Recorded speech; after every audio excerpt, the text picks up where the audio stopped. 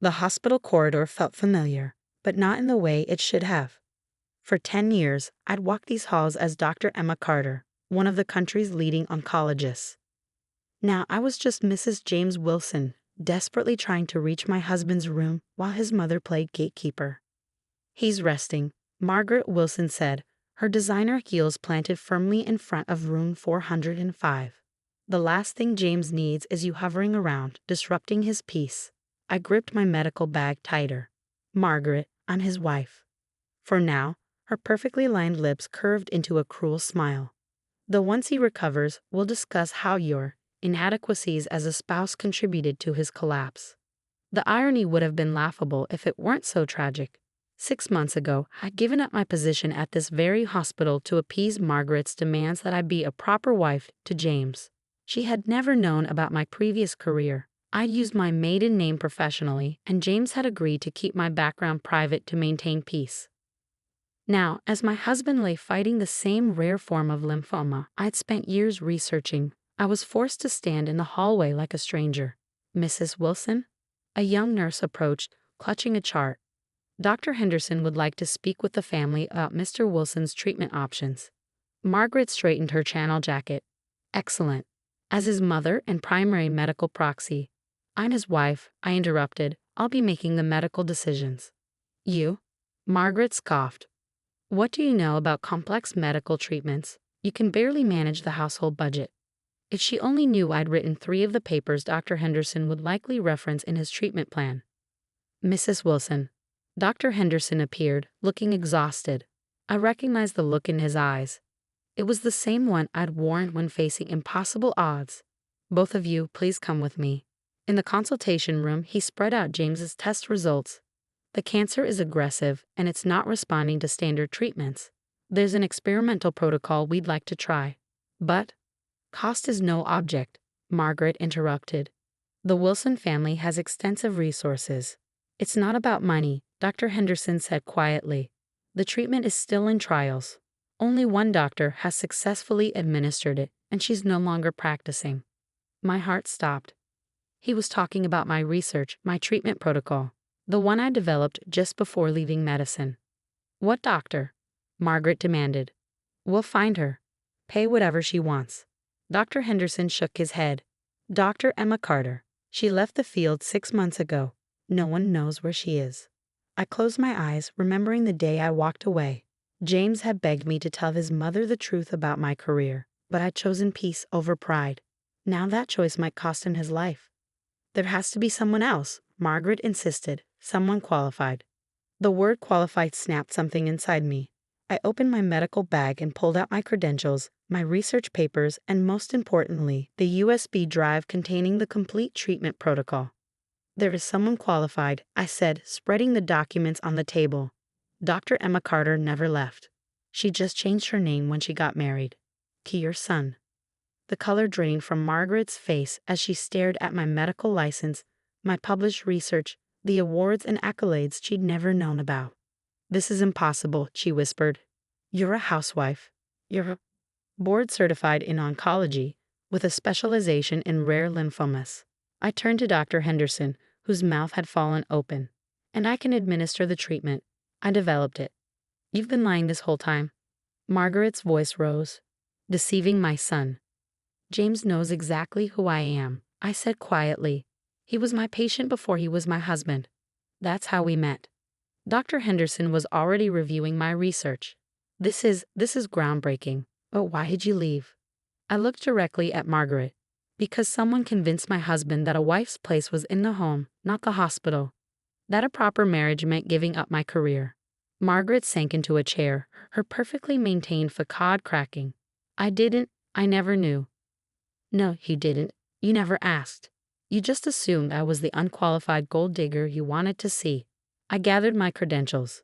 "Now I'm going to my husband's room to begin his treatment. You can either help me save his life, or continue standing in my way. Your choice." She didn't move for a long moment. Then, slowly, she pulled out her phone. "I'll call the board. Tell them we found Dr. Carter." "No need," Dr. Henderson said, already writing orders. "As long as she has privileges here, Dr. Carter, Mrs. Wilson, can begin immediately." I left them there, walking quickly to James's room. He was awake, his face pale against the hospital pillows. They told me it was bad, he said weakly, that only one doctor could help. It is bad. I took his hand, feeling the familiar mixture of a doctor's objectivity and a wife's terror. But luckily you married your oncologist. A faint smile crossed his face. Mom knows. She knows. I started preparing the first round of treatment, though I think finding out her despised daughter-in-law is actually a world-renowned cancer specialist might take some processing. I told you we should have told her from the start. No, I said, checking his IV lines. This was better. Now she has to face all her assumptions, all her prejudices. I administered the first dose of my protocol, and she has to watch the housewife she demeaned save her precious son's life. James caught my hand. You didn't give up your career just because of her, did you?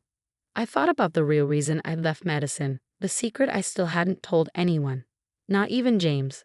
We'll talk about that later. Right now, you need to rest while the treatment begins. Through the window, I could see Margaret in the hallway, staring at her phone. Probably Googling Dr. Emma Carter, discovering just who her daughter-in-law really was. But she didn't know everything yet. She didn't know the real reason I developed this particular treatment, or why I walked away at the height of my career. She didn't know about the test results hidden in the bottom of my medical bag, the ones showing that James's cancer wasn't random at all, but genetic, the same mutation that had killed his father 20 years ago. The same mutation Margaret had hidden from everyone, including her son. 3 days into James's treatment, Margaret finally cornered me in the hospital cafeteria. She'd spent those days hovering silently, watching me work, her face growing more strained with each passing hour. I found your research papers, she said, sliding into the seat across from me. All of them, including the one about hereditary lymphoma patterns in the Wilson family line. I set down my coffee. Interesting reading, isn't it? How long have you known? About the genetic link? Since before I married James. I pulled a worn file from my bag. About how you changed Richard's death certificate to hide the true cause of your husband's death? That I discovered 6 months ago. Her hands trembled as she took the file. Inside were the original medical records of James's father, records that showed he died from the same rare cancer now attacking his son. I was protecting him, she whispered. If James knew the cancer ran in his family, he could have been screened earlier, given preventative treatments, had a chance to make informed decisions about his future. My voice was cold. Instead, you let him think his father died in a car accident. I couldn't bear for him to live in fear, always waiting for the cancer to appear. So instead, you let it ambush him. I opened my laptop, showing her my research database. I've tracked this genetic marker through 3 generations of Wilsons. Richard wasn't the first, and James won't be the last, unless we break the cycle. Margaret's perfectly maintained composure cracked. What do you mean? James and I have been trying to have a baby. I watched her face pale. That's why I left medicine. We were going through fertility treatments, and I wanted to focus on starting our family. But now, the baby could inherit it, she whispered. There's a 50% chance, and thanks to your lies, we almost started a family without knowing the risks. I closed my laptop. I developed this treatment protocol specifically for the Wilson genetic mutation. I've been working on it since the day I met James and recognized his family history. Tears slid down Margaret's cheeks, smearing her expensive mascara. Does he know? About his father? Not yet. I've been a little busy saving his life. I gathered my things. But he'll need to know soon, because if this treatment works, we'll need to test every member of the Wilson family, including you. Me? The mutation can be carried by women without activating. You could be a carrier, passing it on to any future grandchildren. I stood up. So you have a choice to make, Margaret. Continue hiding behind your lies, or help me protect this family's future. She grabbed my arm as I turned to leave.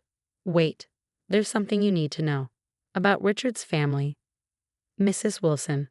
A nurse interrupted us. Your son is asking for you both. We found James sitting up in bed, some color finally returning to his face. The treatment was working, just as I'd hoped. Mom, he said weakly. Emma, I need to tell you something. Margaret gripped the bed rail. James, please rest. I found Dad's real death certificate, he said. Last week, before I collapsed. I was looking for my birth certificate in your study and found it in the safe. The silence in the room was deafening. Why didn't you tell me? He looked at me. Either of you? I was waiting until you were stronger, I said softly. And I was a coward, Margaret whispered. I've always been a coward when it comes to this. James took her hand. Mom, what aren't you telling me? She sank into the chair beside his bed. Your father, he wasn't the first. My brother, your Uncle Michael, who supposedly died in a boating accident, it was this same cancer. And my grandfather. She took a shaky breath. I've watched this disease destroy the men in our family for decades. When your father got sick, I couldn't face it happening again. So you buried the truth, James said, and nearly buried me with it. James, I interrupted gently. The treatment is working. Your numbers are improving every day, but we need to talk about the future, about children. His face fell. The fertility treatments need to be put on hold, I finished, until we can ensure any baby we have won't carry this mutation. There are options, genetic screening, specialized IVF, which you already researched, he said, managing a weak smile. Because you're not just my wife. You're the brilliant Dr. Carter who's been 10 steps ahead of this disease all along. Margaret stood suddenly. I'll pay for everything. The treatments, the genetic screening, whatever you need. It's the least I can do after all I've done. I looked at this woman who'd made my life hell for 2 years, who tried to force me into her narrow vision of what a wife should be. She'd never apologize for her behavior, probably never would. But maybe this was her way of making amends. First, I said, we need to test every member of the family, map out exactly how this mutation has spread. Then we can work on preventing it from claiming another generation. I'll make the calls, Margaret said. The whole family will be here by tomorrow. As she left the room, James caught my hand. You knew, didn't you? When you agreed to give up your practice, you were already working on saving me. I knew there was a chance you'd develop the cancer. I didn't know your mother had buried so much evidence. I checked his IV lines. But I never gave up my research. Every day at home, while she thought I was being her perfect housewife, I was actually developing this treatment. My brilliant, sneaky wife, he squeezed my hand. So about that baby we wanted. It will happen, I promised. Just not quite the way we planned. And this time, we'll do it with all the facts. No more secrets. Through the window, I could see Margaret on her phone, presumably calling the family. Her perfect world of denial was crumbling. But maybe something stronger would rise from the ruins, something built on truth, rather than carefully maintained lies. By the end of the week, the hospital's waiting room looked like a Wilson family reunion. Cousins, aunts, uncles, all waiting for their turn to be tested. Each one carried a piece of the puzzle I'd spent years trying to solve. Margaret orchestrated it all with the same precision she'd once used to control our lives. But now, her energy had a different purpose. She worked alongside me, gathering family medical histories, organizing genetic counseling sessions, facing the truth she'd hidden for so long. 37 carriers identified, I told James as he prepared for discharge, including your cousin Peter's newborn son. Because we caught it early, he'll never have to face what you did. James was packing up the cards and flowers that had filled his room. And Mom? She's a carrier. So are both her sisters. I checked his final test results. But your numbers are perfect. The treatment worked exactly as designed. Thanks to my wife, the secret genius. He pulled me close. So, Dr. Carter Wilson, what's next? Before I could answer, Margaret appeared in the doorway. She looked different somehow, softer, the rigid perfection of her appearance slightly cracked. The genetic counselor wants to talk to us, she said, about the IVF options. James took my hand, ready to plan our future. We followed Margaret to the counseling room, where Dr. Peters waited with a stack of files. We've reviewed all the options, she began. With pre-implantation genetic testing, we can ensure any embryos selected won't carry the mutation. And the success rates? Margaret asked, her old commanding tone creeping back. Actually, I interrupted. I've been doing some additional research. I pulled out my laptop, showing them the data I compiled. By combining the treatment protocol I developed with preventative therapy, we might be able to do more than just screen embryos. We might be able to correct the mutation. Dr. Peters leaned forward, intrigued. Gene therapy? But that's years away from. Not exactly. I opened another file. While everyone thought I was playing housewife, I was collaborating with a team in Switzerland. We've had promising results. Margaret stared at the complex medical data scrolling across the screen. All this time, she whispered, while I was criticizing your housekeeping and dinner parties, you were revolutionizing genetic treatment. James grinned. Yeah, my wife's pretty amazing when you're not trying to turn her into someone else. To my shock, Margaret laughed, a real laugh, not her usual polite titter. I was so wrong about you, Emma. About everything. The past doesn't matter, I said, though we all knew it did. What matters is the future, your grandchildren's future. She straightened in her chair, smoothing her skirt in a familiar nervous gesture. Then let's make sure they have one. What do you need? Funding for the research, access to the family's medical records, and I took a deep breath. Your help in convincing the family to participate in the study. Done, she said immediately. All of it. James squeezed my hand. See, miracles do happen. You cured cancer and my mother learned to compromise, all in 1 week. We all laughed, the tension of years finally breaking. Dr. Peters began outlining the treatment plan, but I was watching Margaret. The woman who tried to force me into a mold of her making was gone. In her place was someone new, someone who'd learned that real strength comes from facing the truth, not hiding it. Later, as James and I finally headed home, Margaret stopped us in the parking lot. Emma, she said hesitantly, that dinner party I insisted you host next week. Perhaps we could turn it into a research fundraiser instead. I smiled, only if you let me explain the science to your society friends. Darling, she said, sounding more like her old self. I'm going to make sure everyone knows exactly who you are.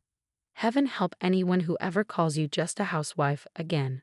As we drove home, James looked at me thoughtfully. You know, you could have told everyone the truth years ago, proved her wrong from the start. Sometimes, I said, thinking of all the paths that had led us here, the longest way around is the shortest way home. He laughed. Is that a medical opinion, Dr. Carter? No, I said, reaching for his hand. Just the wisdom of a wife who learned that saving lives, including her own, sometimes means letting go of who people think you should be, and simply being who you are.